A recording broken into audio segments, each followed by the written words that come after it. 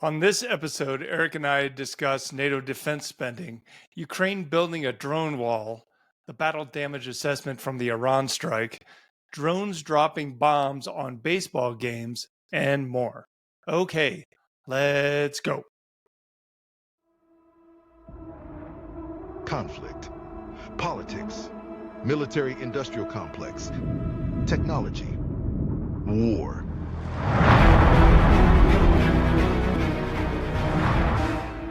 The Flash Traffic Podcast. Germany is giving Ukraine $8 billion, euros. That is good news. Significant. That is optimistic. Definitely significant. Definitely a large amount for a sole European country to give to Ukraine.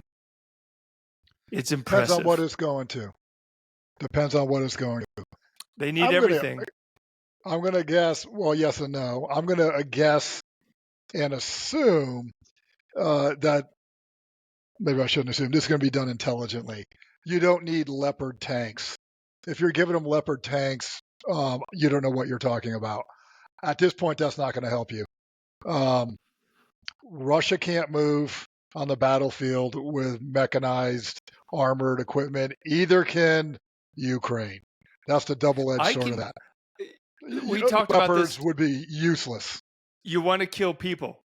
You want to kill Correct. Russians that are undefended, riding motorcycles.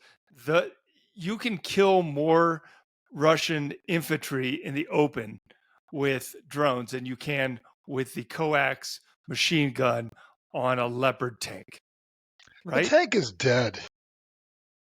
In this environment, it offers you nothing.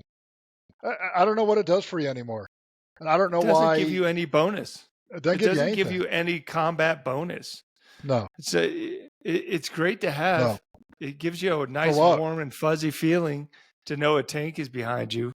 If you don't know what you're doing and you don't understand modern warfare, you should not want it there because it costs too much money. It's a lot of maintenance. It doesn't do anything. When a drone can get you 20 clicks out and your thing can shoot out 2 clicks, who cares? It's irrelevant.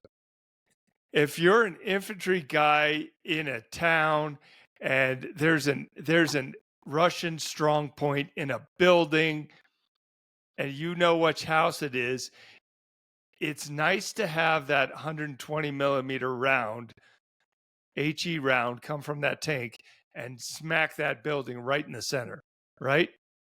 That doesn't happen anymore. That's fantasy. That's fantasy. Fantasy. It doesn't work anymore. Right. When the flot is 20 kilometers deep, it doesn't mean anything anymore.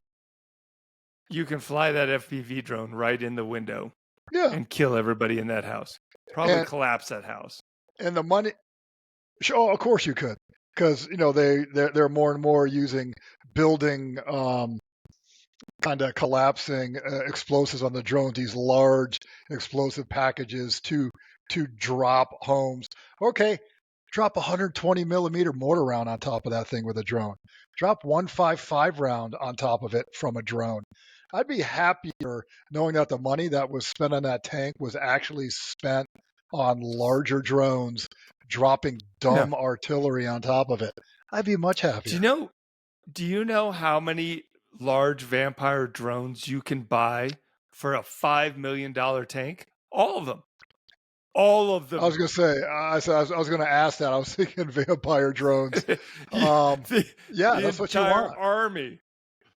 The army of drones. You get $5 million. You can buy all of them for don't need one a tank. No, you don't. So where's this money going? Who knows? It's Germany, so maybe they're earmarking it for social programs inside Ukraine. I don't know. We don't need your snide comments. Hasn't Germany gotten more on board of lately, politically speaking, with giving Ukraine more aid? Isn't this a sign of a continuing shift? I think so. Where they're a little more militant? Yes, and don't get me wrong. This is a good sign. This is we're moving the ball in the right direction. But I still think, with the absence of the United States, Europe is just going to keep Ukraine on life support.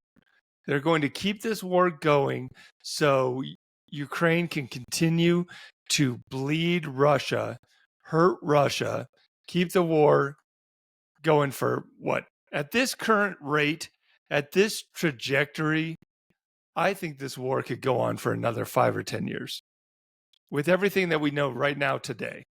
I'm glad you brought that up. Ultimately, now I'm just talking cold strategy, politics. We're not talking about humanity or anything like that. A lot of humanity doesn't care about humanity anyways. But that's what you would want. If you want to suck Russia dry of all its resources, you want to drag this out with a high level of casualties. Casualties are down now to about 1,100 a day. We're gone from the peak of 2,000 a day. We're down to about 1,100 a day. You're rolling out about 400,000 a year. That's not a small number. 400,000 a year is not like a small number, dude. Over the course of 5 years, that's 2 million casualties. You would want that. If you want to weaken Russia, yeah, keep walking off the cliff, dude. Be a jackass. Keep supporting Putin's fantasy of expanding the Russian Empire again. So if they can keep this up, and now I think the heavy lifting's been done. Russia's been demechanized over the course of 3.5 years. They have no more armored capability. You destroyed it. Now you got to get the infantry killing. So maybe less money will work. You don't need all this tank killing stuff anymore. It's been destroyed. You need infantry killing, and you need deep strike. I see a lot of reporting of Ukraine creating its own deep strike missile force. I'm like, show me the beef, dude. I'm glad you got yourself a prototype. I need to see 1,000 of those hitting the right target every day of the week. The homegrown mobile missile system, ballistic missile that the Ukrainians are building, apparently it is past the prototype phase, and now Ukraine is mass producing it. I know you don't have the answer, but I'm going to ask it anyways. What is your understanding or definition of mass production? It's an unfair question. I got it. Yeah, I don't know. How many missiles do you think they need? Probably per 1,000 a year. Let's see. The average Russian missile strike, and I'm just kind of spitballing this, per day, when they do a strike with the combined cruise missiles and they combined it with the Shahed drones, I think it's probably like 10, and they do that like 3 times a week. So you're looking at 30 missiles a week. That might be on the high range. So whatever that is, 30 times 300. So 9,000 missiles a year. That's what they need. 9,000 missiles a year. Are they going to produce 9,000 of anything? Are you saying 30 times 52 weeks? Is that what we're going with? My math might be completely wrong. So you're saying 30 a week times 52. 30 That's a why week. I came up with 1,500. Okay. 1,560. That's Your neither here number nor there. is probably closer. You're not a math major. I got it. This is unfair. But embarrassingly, I actually am, but embarrassingly. Okay. And it needs to be in substantial numbers, and it can't just be a couple.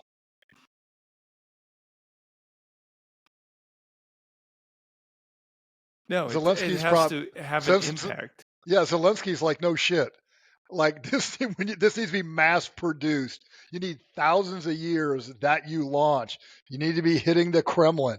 You need to be hitting these deep strategic targets every day with a cascading effect, industry, rail, airfields. I'm glad you got it. Now show me the beef. Show me production numbers. Show me targets getting whacked.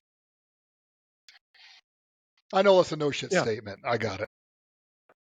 No, I agree. You gotta you can build whatever you want in your garage. Right. You can have a time machine. Okay, maybe not a time machine. Maybe that's a bad example. Maybe you only need one time machine. Right. But like you can build anything in your garage if you can't mass produce it. If you can't make it to scale to where it has an impact. Who cares? Yeah, who cares? Look how many weird inventions have you seen that shows some kind of promise? And you're like, oh, it takes more It's going to change resources to build everything. it than it provides. Yeah, it's basically Right, exactly. defense alchemy, where it takes more resources to turn lead into gold than the gold is worth. So Right. So, anyways, we're stating a no shit comments or whatever, but it goes to the defense industrial base where Ukraine. I got it. I'm glad you're doing this. I hope you can make it work. You must industrialize it at scale to have impact. I would love to see them turn the tables on the Russians. I'd love to see them outproduce, medium range missiles, etc., and just go to town. Yeah, that's what we're talking about. yeah, I'd like so to the see that. SAPSAN. The title of this article, and it's from United 24, so Ukraine's basically Pravda, Right. uh, Right. online Pravda. It says the SAPSAM ballistic missiles in mass production. Ukraine promises more surprises for Russia. And apparently this is a picture. It looks like a TEL, so a transporter erector launcher that looks kind of like a Patriot, like a small Patriot missile or something. Maybe like 2 Patriot missiles on the back. So this missile, if this picture is correct, that's a pretty small ballistic missile, like a short range ballistic missile. We're like talking I like guess it what, doesn't have to go 500 that far. kilometers? What's it saying? Oh, export Did you say kilometers? Yes, 500 500 kilometers. Let's see what it You're a says. I think dipshit. short range 185 miles. It's basically HIMARS. That's a sexy They're looking building their own missile. HIMARS. Oh, good. I want to see 1,000 No, of them. this isn't it. This is Oh, not it. That's not the bit. This that looks like is a it. cruise So missile. it's basically a HIMARS. Okay, good. They're building a HIMARS. Good. If you can produce it yourself, source most of it yourself, not rely on the unreliable U.S. and the Russia first Trump administration. Yeah, you want to do it yourself. I got it. You better do tens of thousands of them. Now, the interesting thing about this, and I'm going completely off of memory about stuff I read like 2.5 years ago. I believe the SAPSAM missile was actually in production or in the R&D/prototype phase before the full-scale invasion, and their military-industrial Okay. complex and the government canceled it. And so if that is correct, Oh, and I jeez. can fact check myself, that means that the Ukrainian government took 3.5 years to Oh, reinvigorate God. the production of something that they already had. So they're it's as bad as actually the not that U.S. much of a success. Probably They're worse as bad as because the of U.S. industrial complex. Like, dude, get off your ass and get this going. This is a no-brainer. yeah. Well, Okay, I guess we'll see. in theory, they're worse because they have more of the C word, the word we're not supposed to say when we talk about Ukraine, corruption. CRAM? Oh, sorry. Or CRAM is the C word. What does the C Sure. in CRAM stand for? Anyways, Counter? probably, yes. Makes sense. Counter, Yes. rocket, and artillery. missile. Munitions. Missile. Okay, they got everything. Missile. They got Rocket, drones artillery, in missile. there. C-rammed. You got Oh, that- C-rammed. That's going to look bad. That could look good or bad on a meme. I don't know. I'm afraid to even touch that. Let's memory hold that. You got C-rammed. We'll keep that for later. Oh, We'll keep that's that gonna for go. Friday. Yeah, we got to put that on a T-shirt. We'll keep that there. What we Friday? Say whatever you want. You got C-rammed. They need mass Yeah. production, industrial base, Yes. cranking this stuff Mhm. out. Stop the stupid shit.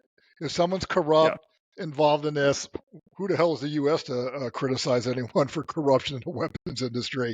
Fire them, put them on the front line, do whatever you want. But this stuff's got to be produced. They've been able to do it with drones. They've been able to crack the code with drone production. I know this is more complicated. Show me the beef. That's where I'm at. Show me the beef, dude. Yeah, you got to. You've got to build a bunch of them. And everything, as far as the drone warfare goes and the army of drones, all reporting that I've seen and all the conversation I've had with Ukrainians say that anything that comes from the government en masse, anything that they try to reproduce on the drone front is Screwed just up. complete garbage. It's garbage. Can't use it. Let's take it apart for spare parts. Whatever. Oh boy. It's 2 months behind. By the time it goes through the bureaucracy, the contracting, the production, the transport, at the fastest, if it was lightning fast, that's 2.5, 3 months. And the drone war has already changed. Whatever you gave us that you thought we needed 3 months ago, guess what? We don't need that anymore. It's already changed. Wow. Well, Yeah. that's the realities of the pace of this. I guess if you can pull this off, manufacturing perspective, that's what it takes. Do whatever it takes.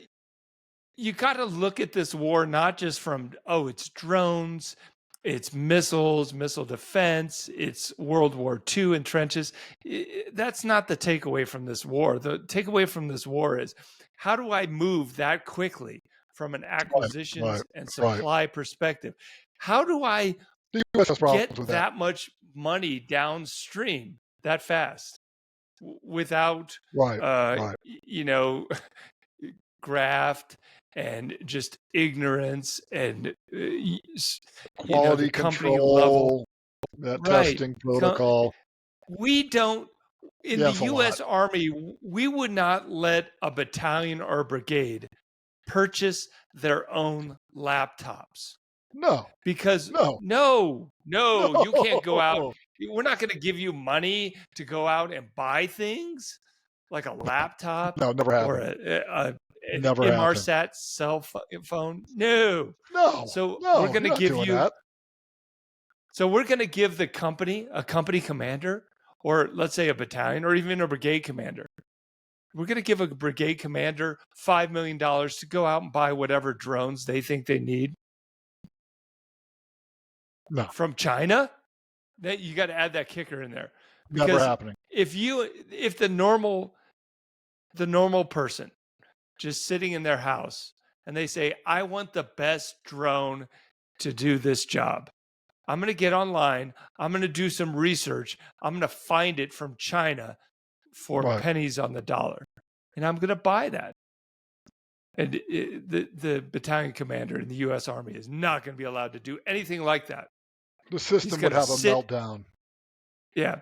He's going to sit there and go through the appropriate channels. And by the time the U.S. Army issues him the $45,000 FPV drone, correct, that thing is going to be obsolete. And it won't even get off the... Right. Yeah. That he needs like 1,000 a day of.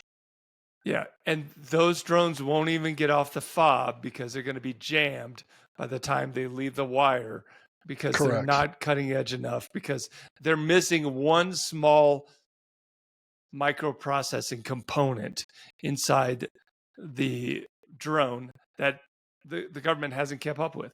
Correct. You've nailed it. It's a giant shit show, and it all stems from the acquisition process. Difficult, it's complicated, generally slow, train wreck. Yep. Too bad. Let's look at this. Let's look at this. NATO. So it's official now. We discussed it earlier this week, but now it's official. NATO allies set the 5% defense spending target. Reaffirm support for Ukraine. That's nice, but fail to condemn Russia, of course. So here's a picture of Trump in his 2.5 hours he spent in the Netherlands at the NATO summit. He already looks bored. So what's the play there? They get U.S. pressures, NATO and Europe to up their spending for them to handle Russia themselves. The European continent. Is that the play of the game there? I mean, just get Europe to do something for themselves in the defense world, right? They've been freeloading on the U.S. since 1945. Right, as designed and as the U.S. was okay with, I guess, Sure. until the recent Trump administration. Yes. Yes, we've been okay with it. But this 5%, as we've discussed earlier, 3.5% of that is actual defense spending, things that can kill people and blow things up. Which The is other more than the 1.5%, 2%, which is more than sure, the 2% they did before. it is. It is a push in the right direction. That Yes. other 1.5% of this 5% total is complete and utter horseshit. It's absolute I don't think you know garbage. that. You've heard some examples of that. I don't know if that's entirely true. Yeah, let me But then, but I then, need an but then again, example. I can't. But then again, I can't Here's counter it either. Here's from the article. Here's some examples of the remaining 1.5% covering, quote, civil preparedness, infrastructure protection, innovation, defense industrial base. It's basically so broad, it can be anything. It could be a It can lot of be things. social. It can be social programs for drug addicts, because there's a slight chance that those drug addicts will get clean and then be allowed to join the army. Whatever You're way that they exaggerating can that a little connect it, bit, but I I get am. it. But I, Whatever way they but I get it. just tangentially connecting this to defense protection, national defense. So basically, Okay, I got it we're because at the U.S. doesn't do 3.5%. that. Because the U.S. doesn't do that. We absolutely do that. We absolutely Oh, do okay. that same thing. Okay. Here's the kicker. The target date for that 5% is 2035. Okay, So that's basically pathetic. never. That's pathetic. It's basically never. This is But at least, this is but all horseshit. the Smoke and first mirrors. step of change, the first step of change is hypocrisy. Yes. That's like saying, I got to get ready for the beach this summer. Yeah, because you're a disgusting fat body and you sweat mayonnaise. Of course, the first step is hypocrisy because you haven't done it yet. So that should be on a motivational poster. The first step of a journey of 1,000 miles begins with hypocrisy. Of course, because you haven't done it yet. Maybe the key to change is hypocrisy. Just tell yourself you've already changed. Right. Why It not? starts Why don't with we just that, do right. that? Look, I It starts with want to that. change. I want to be a better person. So you know what I'm going to do? I'm simply going to tell myself I'm a better person. Done. Okay. Easy. So But that's simple. that's the first thing Change is is easy. is the mental aspect of it. But you know what? Now you're going to have to do it, and that's the difference between talking the talk and walking the walk. So profound. More Yeah. No. profounder words have never been spoken. Yeah. No shit. That's what we bring to the table.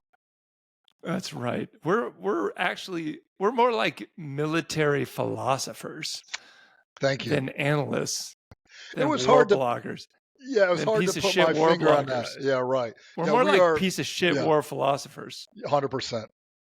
than piece of 100%. shit war bloggers. Yeah. 100%. Yeah. 100%. Do you want to You talk nailed about it. the drone wall? Yeah, I do. Okay, let's look at this. Boom.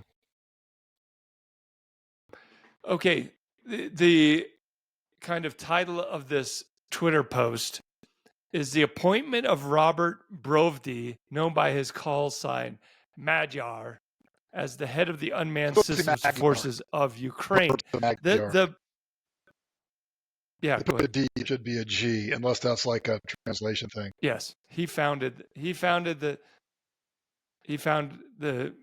birds, the guys that are doing all the cool videos of blowing things up with drones. The Right, basic line of the bottom line of this, yeah. Which I would say anyone read this article if you want to know about the thinking of where kind of a drone tactics and strategy is going in Ukraine. Read this article. It goes into it, kind of the thought of it. These guys have been around for a minute, and they're considered the most successful drone unit in Ukraine, I believe. I think that's correct. I believe that they're at least the most famous. Right. He wants to build the line of drones like this Yes. the line of drones that is capable of destroying up to 35,000 Russian soldiers per month. He nailed it.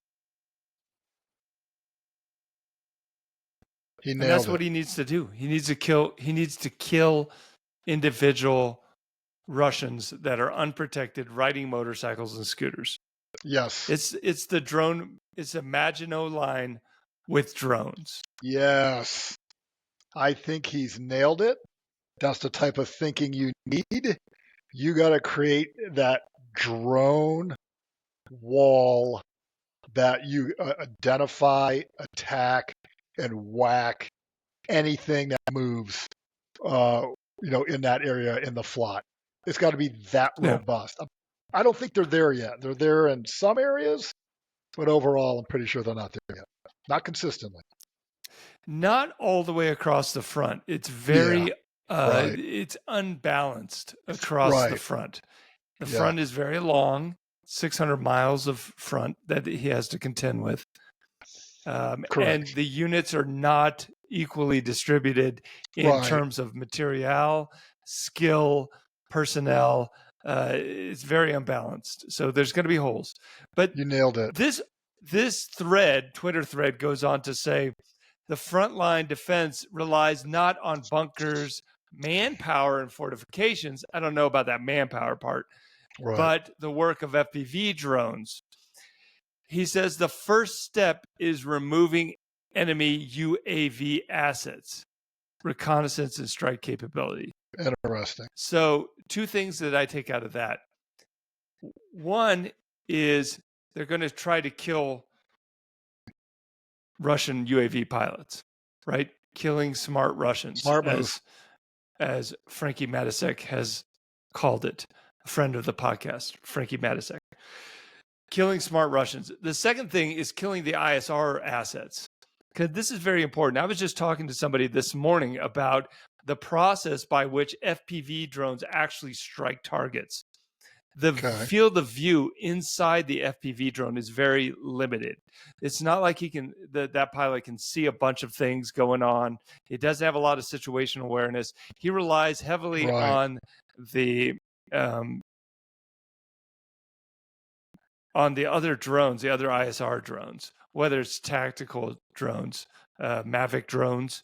The Mavic pilot is sitting right next to the FPV pilot, telling him, hey, look, you see that burned out tank? Take a left by the burned out tank, and the Russian is sitting underneath that garbage can or whatever, that pile of rubble. Because the FPV pilot doesn't have a lot of situational awareness. The Mavic drone pilot does. The other thing is the fixed wing ISR birds that fly about 1,500 meters above the ground, looking at everything. They have a wide field of view. So taking out the ISR, intelligence, surveillance, and reconnaissance drones, seems to be, according to this article, one of the keys to making this drone Maginot line. Interesting. Yeah. Obviously, it takes a lot of work. It takes doctrine, it takes support. Yeah. You got to put all of this behind it to get it going. It takes a lot, like anything. Yeah, it's gonna take a lot of resources, a lot of trial and error. I don't think that they could just erect this drone. Careful. Really, bro? Really? We going there already? Establish this drone line of defense. Thank you, sir. Overnight. There's going to be holes in it. You're still going to need human beings to fill those gaps, whether it's mobile reserve or just guys sitting in trenches. But I think they're on the right track. It's the right thinking if you want to minimize your own losses, maximize the asymmetry. I think that is how you go. That's the way you go. Yeah. And we talked last Monday when I returned from Kherson about the drone hunters. I was with the drone hunters. the guys that were using FPV drones to go up apparently almost 4,000 meters up and take out the fixed wing ISR. Wow. You start taking out the fixed wing ISR birds, which are vulnerable, right? They go slower, they loiter. If you can take all those out, it's going to be a hard time finding targets. Right. Because the Mavic birds, the Mavic drones are quadcopters as well. They don't have a lot of loitering time. They can hang out there maybe 40 minutes, right? And then they have to come back and change the batteries. Right. So you take out the long loitering birds, which are vulnerable, then you have a good shot at defending a large area of operation. So, yeah, I think they're on the right track. The right track. Now that is maybe something that you can do with less money and less support, right? It's the blue light special of warfare, the homemade drone. Right, they're cheap. That's your best bang for your buck right now. Yeah. I mean, you got to do what you can, and this is what Ukraine can do. They can't call up 500,000 soldiers to man the trenches. Right. Just politically untenable for Zelensky. Right. Either he can't or he won't. Right. More likely he won't. He probably could, in my opinion. But he won't because politically not good for him. Let's switch gears. Let's talk about Iran real quick and the strikes. Apparently, there is a classified report that came out that said, look, those strikes on the nuclear facilities only cause temporary damage. Oh, we're going there. We're transitioning to this. Okay, yeah. We're transitioning. Gotcha. Okay. It's kind of early to know how much damage was done. They haven't even, dug out the facilities. Before the strikes, apparently the Iranians were taking bulldozers and filling up the entranceways to the Fordo nuclear facility. So we couldn't fly a Tomahawk down the tunnel, take a left turn, take the elevator. That's not how that works. Press 6, please. Okay. I'm sure it's not. But they're like, but what else are they going to do? That's probably shows the technological disadvantage between the two, where they're like, that's what they can do. Yeah. Well, according to this article in the New York Times, the title is, quote, ceasefire between Israel and Iran appears to hold after Trump rebuke, end quote. Okay. All right. Trump wants to be the hero. Trump wants to get the Nobel Peace Prize. He's never going to get it. Now it's just kind of a running joke, right? Start a war. If you start a war and then you stop the war, that doesn't mean you should get a prize because you created peace. Don't tell him that. He'll melt down. I know. He'll have a Twitter meltdown. These guys, what did he say? These guys don't fucking know what they're fucking doing, or something like that. Drop the F-bomb. Wow, that's really intellectually deep. Yep. Well, he said it, not me. Check. That's not the exact quote. Not the exact quote, but something like that. You get the idea. Exactly. So we may. There's also, discussions that Iran is going to start up their nuclear program again, and they should have the bomb in 3 months. No. 3 months. Okay, if I'm really Iran, shocking. I'm going to just go ahead and make a nuclear weapon at this point. I'm just going to test a nuclear device.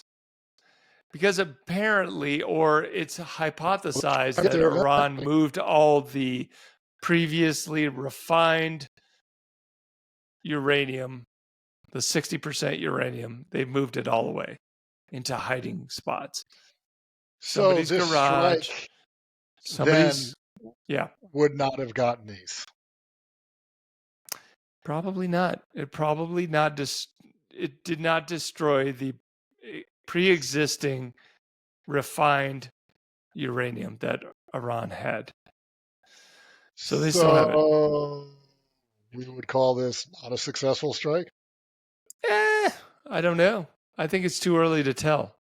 I think it's too early to tell. Who did we Okay. kill? How important were they to the whole program? Where did they hide the stuff? I'm sure Israel is trying to find where they hid the uranium and just blow it up. I think it's too early to tell. Did it set them back? Yeah, it must have set them back.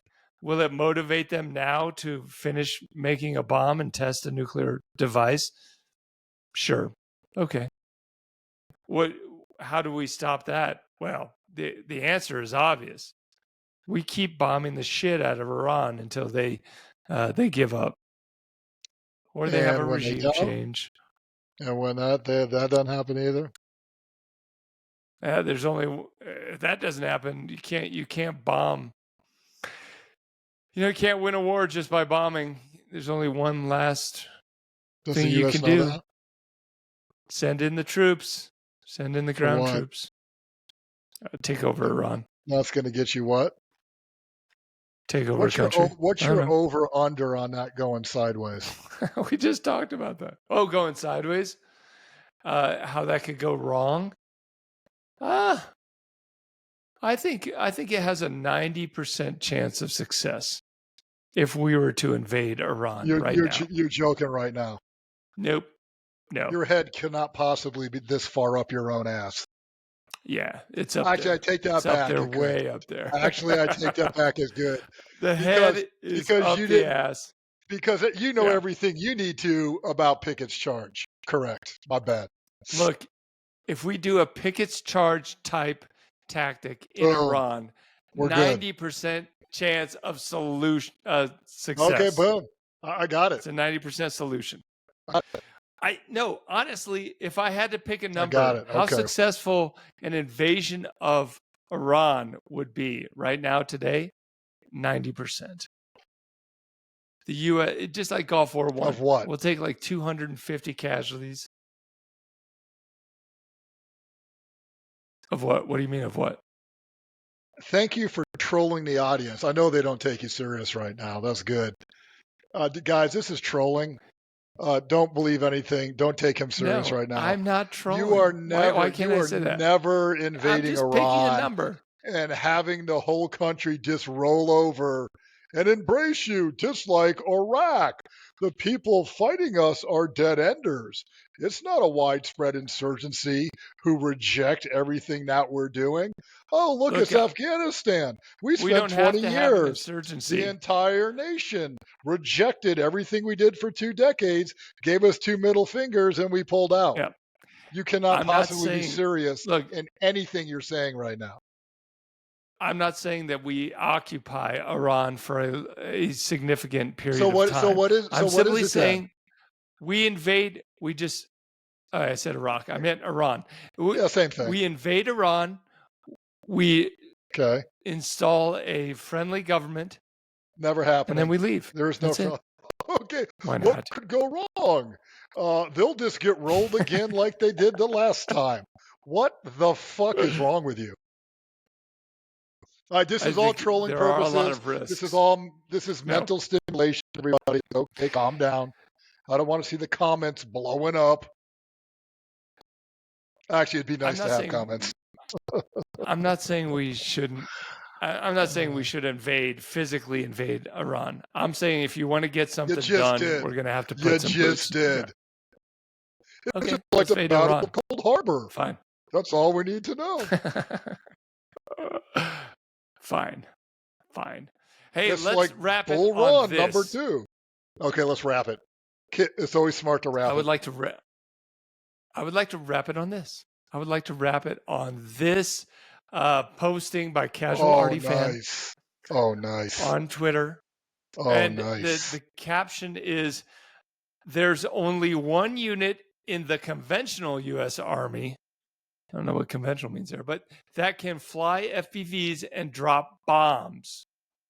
And it's Gainey Company, 82nd Airborne Division. Not everyone thinks this capability is important. That's true in the U.S. Army. That's true. And we'd like that to change. And that's true. It says, we are honored to throw out the first pitch at the Woodpeckers, North Carolina. I guess that's the minor league baseball team. I've never been stationed at Fayetteville. I don't know. Game last night. You're not missing anything. And we can't wait for what's next. And there is a picture of a rather large quadcopter. I guess it's bigger than an That's FPV a good sized drone. copter, right? Yeah. Smaller than a Vampire, bigger than an FPV, but like a Mavic Plus size drone. And the drone is dropping a baseball. It's throwing out the first pitch by dropping a baseball onto the field. And I guarantee you, nobody in the crowd is thinking, hey, if that cheap, I take it back. That's not a cheap Chinese drone. That is a U.S. Army cheap drone, which is $40,000, $50,000 a piece. Oh, geez. You think so? I'm sure. If Wow. If that drone can drop a baseball, that drone can drop a grenade on my head. Correct. On this crowd. Bunch of people watching baseball on a Friday night. And here comes an FPV drone right over the crowd, drops just a regular frag grenade, just a standard issue grenade into the crowd, and 20 people are dead. Right? No one's thinking that. They are not thinking that, no. They're thinking, oh, how cute, a drone dropped a baseball. But I'm here to tell you that the drones are coming for us all. Drones are coming for us. Yes. It's that true. famous... it's that famous Leon Trotsky quote. Right. You may not be interested in drone warfare, but drone warfare is interested in you. You nailed it. That's a direct quote. You nailed it. From Trotsky before there were drones. Yeah, it is interested in you. He had the idea. Yeah. Didn't he get whacked in Mexico? He got whacked in Mexico, I think stabbed right in the fucking eye by one of his friends. That the Soviets paid to go down there. You got that right? I thought he got killed with an axe. Oh, maybe it was an axe. I knew it was something gruesome. It was very gruesome. You can chat GPT it. How did Leon Trotsky die? It was in Mexico City, though. I do remember that part. And it was by one of his close friends. Good Lord. Trust no one. Trust no one. Yeah, agreed. 100%. That's the bottom line. Hey, good chat. If you like the Flash Traffic good podcast, chat GPT. Yes, good chat GPT. If you like the Flash Traffic podcast, we don't ask that you send us money. We don't ask that you subscribe to our newsletter. No, we don't ask that you buy us a coffee or crowdsource us in any way. I don't want your coffee. We do not ask for monetary support. All we ask is that you forward the link to the podcast or the YouTube channel. Pretty please. To somebody that you know. That's it. Just one person. One person That's a week. That's all we're asking. That's it. We're not asking for much. Hey, check this out. Subscribe to this podcast or subscribe to this YouTube channel. That's all we ask. We're not asking a lot. Military philosophers. Okay. We're military philosophers. That's right. Thank you, sir. We're not a couple of asshole war bloggers. Let's get that straight. We're much better than that. Much better. Oh, so much better than that. Okay, good chat. I will talk to you. War Weave Friday. War Weave. It's going to be great. At you. War Weave Friday next time on the Flash Traffic Podcast. Bye-bye. Be there. Out. Bye-bye.